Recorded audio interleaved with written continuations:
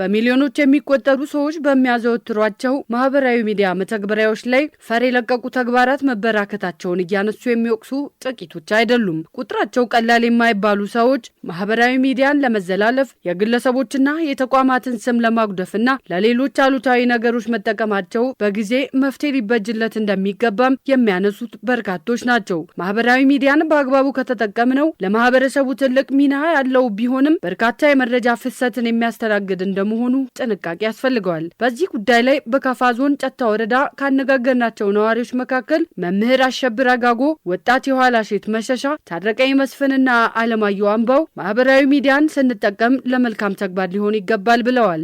ማህበራዊ ሚዲያን ስንጠቀም በሚጠቅም ሁኔታ ላይ በደንብ ለይተን ብንጠቀም የተሻለ ነው ብዬ አምናለሁ። ማህበራዊ ሚዲያ ለአንድ ወጣት ለአካባቢ ለውጥ ትልቅ አስተዋጽኦ እንዳለውና የሌላ ሀገርን እንደ ዓለም የሚለቀቁ ዜናዎችን ባለፈ ጠቀሜታ ያለዎችን ማየትም መገንዘብም መደሰትም የሚችልበት አማራጭ ነው ብዬ ነው የምረዳው። ዘመኑ ቴክኖሎጂ የተስፋፋበት ጊዜ እንደመሆኑ ሰዎች ባሉበት ሆነው የተለያዩ ወቅታዊና አስተማሪ መረጃዎችን የሚያገኙበት እንዲሁም መረጃዎችን የሚለዋወጡበት መንገድ እንደሆነም ገልጸዋል። እያስተማሩ የሚያዝናኑ ብዙ ነገሮች ይለቀቃሉ። በዛ ራስን እያዝናናው የሚያስተምሩ ነገሮች ሲኖሩ በዛም እየተማሩ ለራስ ለእውቀትም የሚጠቀምበት ሁኔታዎች አሉ። አሁን በደረስንበት በዚህ ክፍለ ዘመን ላይ በጣም ጠቃሚ ነው። የማህበራዊ ሚዲያ አማራጮችን ለመልካም ነገር ከተጠቀምን ብዙ እናተርፋለን ያሉት ወጣቶቹ ለአሉታዊ ጉዳይ ከተጠቀምንባቸው ደግሞ ጉዳቱ በዚያው ልክ ከፍተኛ ነው ብለዋል። በተለይ አንድ አካባቢ ደህንነት እንዲጠበቅ በተለይ ወጣቶች ማህበራዊ ሚዲያ አጠቃቀም ላይ ጥንቃቄ ልንወስድ ያስፈልጋል ማለት ነው። ምክንያቱም በማህበራዊ ሚዲያ የሚተላለፉ ነገሮች ሙሉ በሙሉ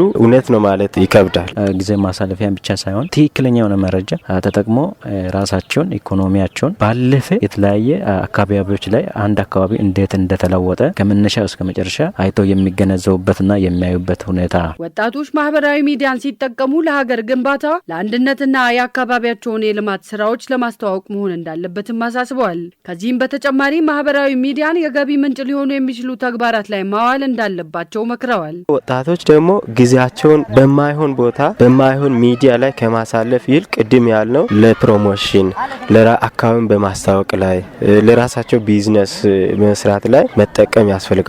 አንድ ወጣት ከ2-3 ሚሊዮን ተከታይ ያፈራ ነው። እሱንም በእጅ ስልኩን ብቻ በመጠቀም የገቢ ምንጭ ያደረገው ነው። እኛም ከዛ ተሞክሮ ወስደን ደህና ነገሮችን በማሰራጨት ከኔጋቲቭ ከሆኑ ነገሮች በመቆጠብ እንደ ሌሎች ወጣቶች አራያ የሆኑ ወጣቶች አሉ። እነሱን አይተን ደህና ነገር በማሰራጨት ህብረተሰቡ ትምህርት እንዲማርበት እኛም በአንድ በኩል ተጠቀምን በአንድ በኩል ህብረተሰቡን ተጠቀምን ማህበራዊ ሚዲያ እንድንጠቀም መክራለሁ። እንዳንድ ወጣት ለአካባቢያችንም ለራሳችንም የሚጠቅሙ ነገሮችን እያሰራጨን የተሰራጩትንም ለይተን እየተጠቀምን ለራሳችንም ሆነ ለሀገራችን ጥሩ ነገር መስራት አለብን የሚል ነገር ነው። ወጣቶች የሀገርን ሰላም ሊያፈርሱ ከሚችሉ እውቅና ከሌላቸው ማህበራዊ ሚዲያዎች ከሚወጡ መረጃዎች በመቆጠብ ራሳቸውን ሀገራቸውንና አካባቢያቸውን እንዲጠብቁ ጠይቀዋል። ምንም እውቅና ሳይኖራቸው እነሱን ገንዘብ ለማግኘት ስሉ የሚለቁታልና ይህንን ሲለቀቅ ያው እኛ ህዝቡ ተጠንቅቆ መዘረፍም በሌለበት ነው በዚህ የሚያሳስቡ። ማህበራዊ ሚዲያ ላይ የሚለቀቁ መረጃዎች ጠቅላላ እውነት ናቸው ትክክል ናቸው ብሎ መውሰድ አይቻልም። የትኛው ከየትኛው ይሻላል ትክክለኛው የቱ ነው እያሉ